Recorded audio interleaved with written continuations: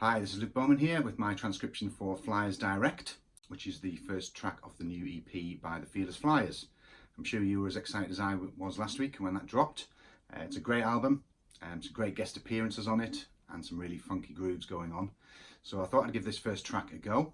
As with the other transcriptions that I've done, when you listen to the track, Corey is panned to the left, Mark is panned to the right. Not so much as on the first EP, but you can still tell the difference between the two. So I'm not going to go through this bar by bar. I'm going to go through each section and look what both guys are doing. In general, the full transcription you can get via the link below, so check that out and have it with you. There's quite a bit of repetition in each of the parts, but they are changing things bar by bar, so it's not exactly the same. So keep an eye on the transcription to learn the full thing. Okay, hopefully you'll enjoy the video. Thanks to all of those of you who have subscribed and liked my previous videos. If you haven't seen them already, check them out. There's also a link below to my Facebook page. It would be great if you could follow that, and also my Instagram. If you do like this video, give it a like and share. Any comments, please let me know. Any questions, anything you'd like to see me transcribe in the future.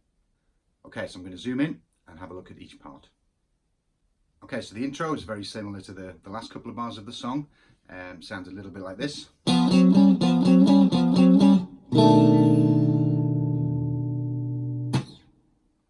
So what's happening here? We're looking at a G7 chord, G sharp 7, A7, and it's just repeating. So Corey is kind of playing, I believe, these two notes here. 3rd fret on your D string, 4th fret on the B string, sliding it up.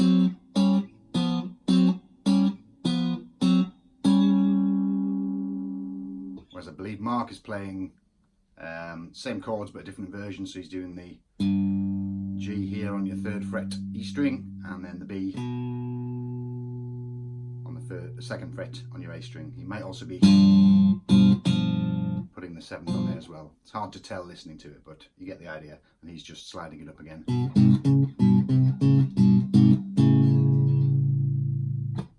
And then finally they're both hitting a B7 with a sharp 9, the old Hendrix chord. Just gives that nice suspense before it goes into the main riff. So again, I think Corey's playing the top half,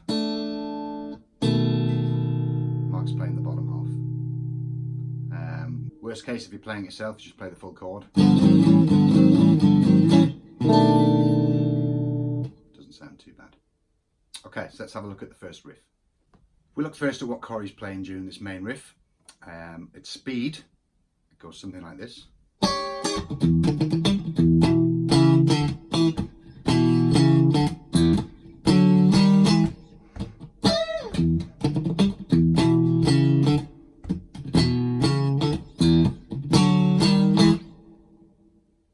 So let's break that down slowly, piece by piece. Starting off here, so we're in the key of E and kind of implying an E minor 6 chord. These two notes here. So you've got G, which is on your 8th fret B string, and a C sharp on your 9th fret on the E string. He's putting a slight little bend to get that kind of, so that's the first two notes. So it's that, scratch, and a bottom E.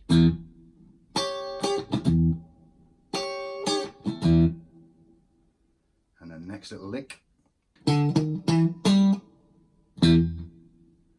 So D on the 5th fret A string, 6th fret A string, 7th fret A string, and the G on your 5th fret D string, and then again a bottom E. Couple of scratches in between there, so the rhythm. So together with the first part, and the next bar, if you think about your old 12-bar blues, it's a similar kind of thing he's doing here. So he's playing the A and the D string, so he's playing the 2nd fret, and then adds the 4th fret on the A string, keeps the 2nd fret on the D string, and then just plays that 5th fret A strings, then adds an E on the top. So the full bar.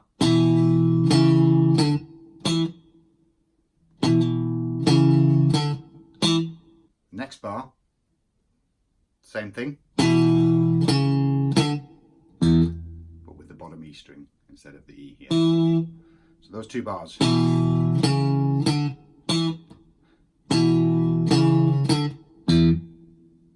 Final bar of this sequence.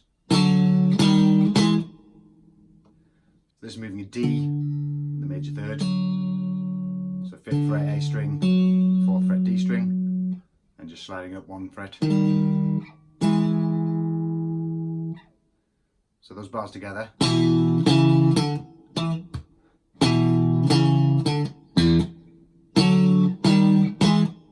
So all together, try and do it all together slowly.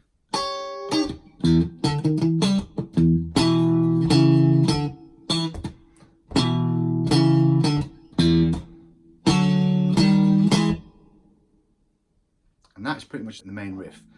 Second time around, and all the other times, it's only the first time that he starts it with a bend up here. Very muted. So it's basically, you've got your first finger on your 12th fret on the E string, and then you're bending the 15th fret up a whole tone to match that E, but you play the two together to get that, and then the rest of the riff.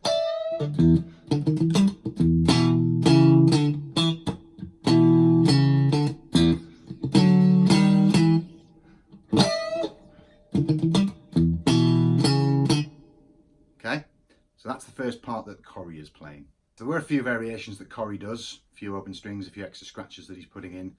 Have a listen to the track and look at the transcription, you'll be able to figure that out. In terms of what Mark's doing, a lot of it is very similar. Obviously he's on his baritone guitar, so it does sound tonally quite different.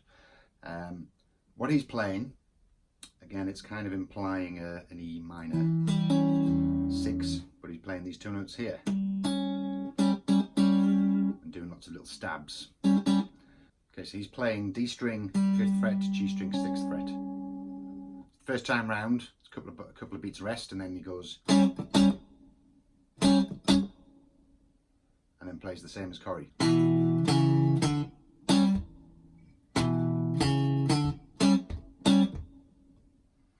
Okay, so this part, same as Corey, but instead of putting the and the in, he's putting some more stabs in here.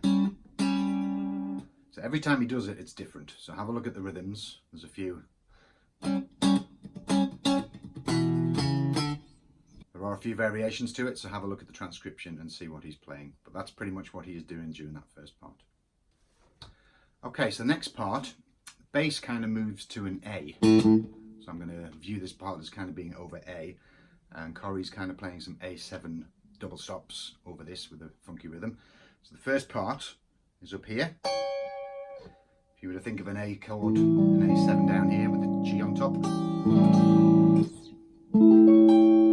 take it up an octave and take the top two strings. So you've basically got the major third and the dominant 7 of A. So you've got the C sharp here on the 14th fret B string and the G on the 15th fret E string. So the first part is that, and then he's moving down to an A7 here, which is the same as your D7 shape. If you're using the cage system, move it up here to an A7. He's using again the top two strings. So again, he's using other way around from up here. He's using the dominant 7th on the bottom and the major third on the top. So 8th fret G string, 9th fret E string. So he's alternating a lot between there. He's also got an E here on the 7th fret, and he's alternating between the two. Sometimes he's catching the D here. But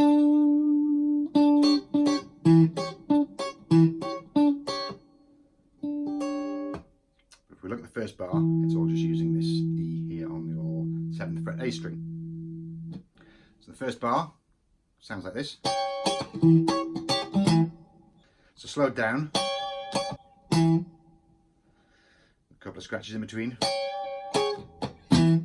Say scratches, Corey's hand is always going like this, non-stop, regardless whether he's hitting the strings or not. If you watch the videos, the guy's a machine. Very often he's hitting some strings to get the scratches. Sometimes he doesn't. How you do it, so long as you're getting a good groove out of it, it doesn't really matter. But that's what he's doing, non-stop with the right hand. So slowly.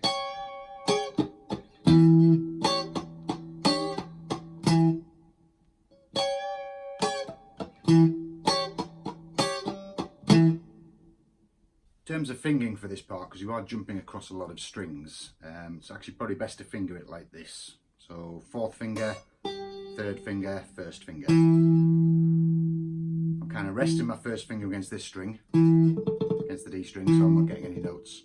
I'm resting my 2nd finger here on the 7th fret on the G string.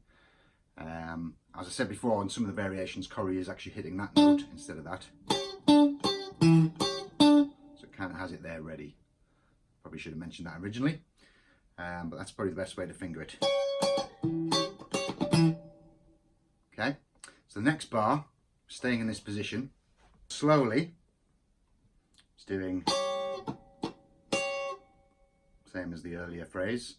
It's the next bit that is a bit strange. So you're playing a downstroke, scratch, and upstroke on the 7th fret here, and then another downstroke scratch, and then an upstroke on here.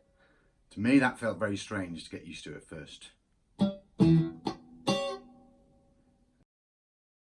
You're jumping a long way down to this string and then back up to the top.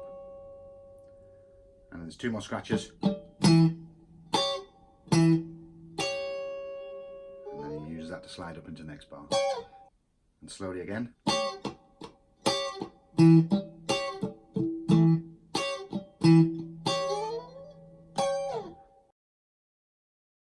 And you're sliding back up to this position and the phrase repeats itself.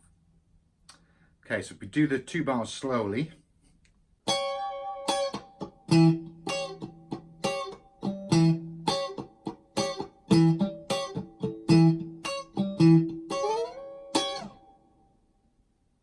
And then that's what he repeats throughout this section. There are a few little variations in there. If you look at the transcription, he does move to the 7th fret a few times. During this section, Mark's playing a relatively simple little lick along with the bass. It goes something like this.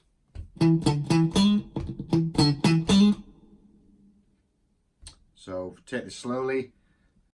We're using these notes here. So 7th fret on the A string, 5th fret on the A string, back to the 7th, and then on the D string, 5 and 6. Again, it's just getting the rhythm of that.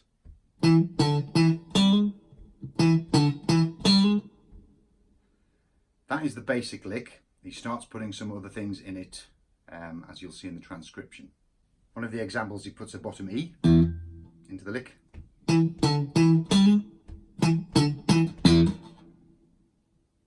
Another example, he does a little bit of doubling up.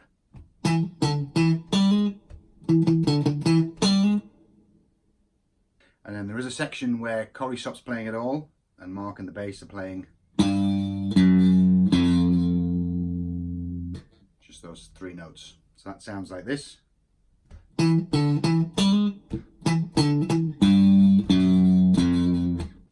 Another example here of a lick that he puts in.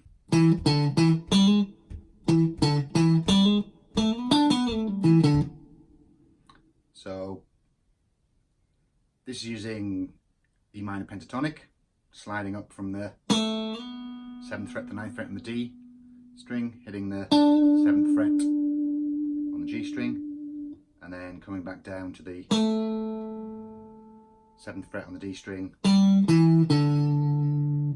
5th fret, 7th fret A string, 5th fret A string. Okay, so the next section begins with a little lick which both guys play in unison. Sounds like this.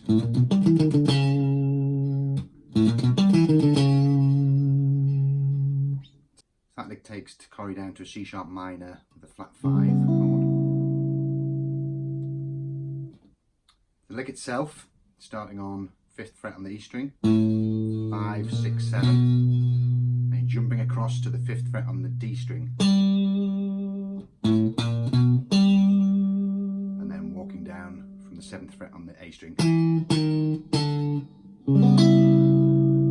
Is what Corey plays. So that chord there, think of C sharp minor, 7, C sharp minor, C sharp minor 7, C sharp minor 7 with a flat 5.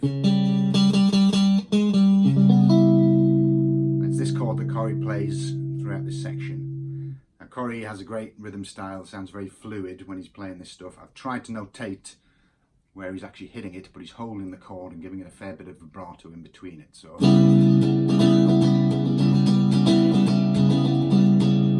that kind of thing. If you want to work out the exact rhythm in the transcription, you can, or you can just do something that works for you. He's then a couple of times sliding it up an octave, exactly the same chord, up an octave.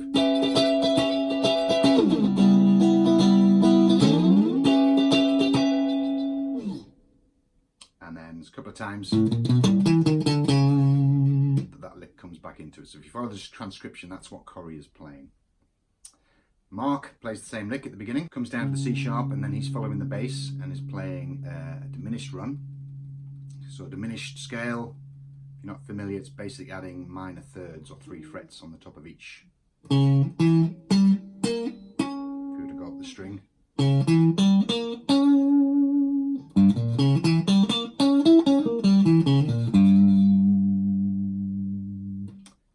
So he starts on the C sharp, then goes to an open E, C sharp, open E, 3rd fret, 6th fret, and then C sharp again on the 4th fret A string, C sharp 4th fret A string, E on the 7th fret A string, and then 5th fret D string, a G, B flat or an A sharp on the 8th fret on the D string. So just repeating, and then again in unison with the bass, a nice little lick. A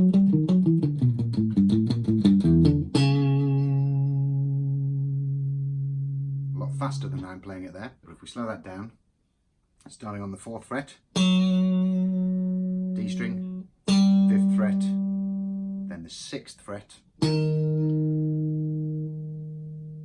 string, back up to the 4th fret, and then he's kind of running down an E minor pentatonic.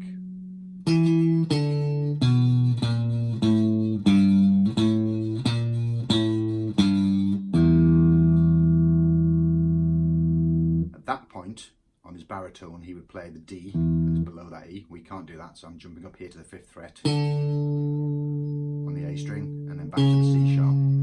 So this next section, you'll see the notation there, the 8 VA, shows that those notes should be an octave lower. If you have a baritone, that's great, or if you have an octave pedal, you can play it an octave lower. If not, you can play it as it's written, the octave higher on your 6th string. Again, slowly.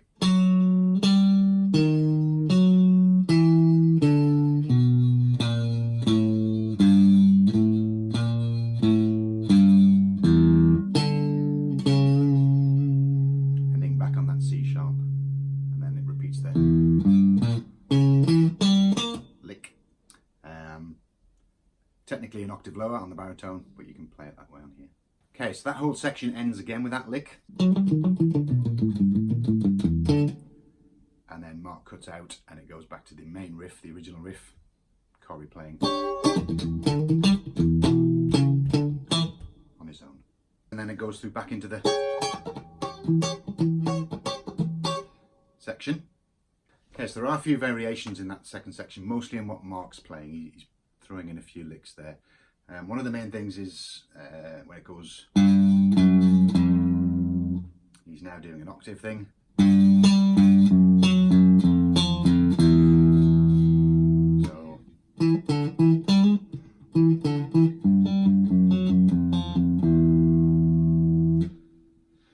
So here, the octave's the G on the 3rd fret E string up to the 5th fret on the D string. Back again. fret, the F sharp, and then the F on the first and the third. So he does that each time. He does also put some nice licks in there, so look at the transcription and you can work out some of those. They are very fast, but with the notation hopefully you can slow them down and build them up to speed. The final bit for Corey, after he's done that a few times, he moves to the chord without the first finger and is doing his rhythm again, bit of vibrato, holding some of the notes on. It does all transcribed so you can work it out, but he's doing that as Mark and the bass are getting very funky with some of those fast lines that we talked about. So they go through that section one final time and then they end again with the, and that's it. Okay, I hope you found that useful and that you enjoyed playing it. If you do like it, please give me a like and subscribe to the channel. Thank you very much for watching.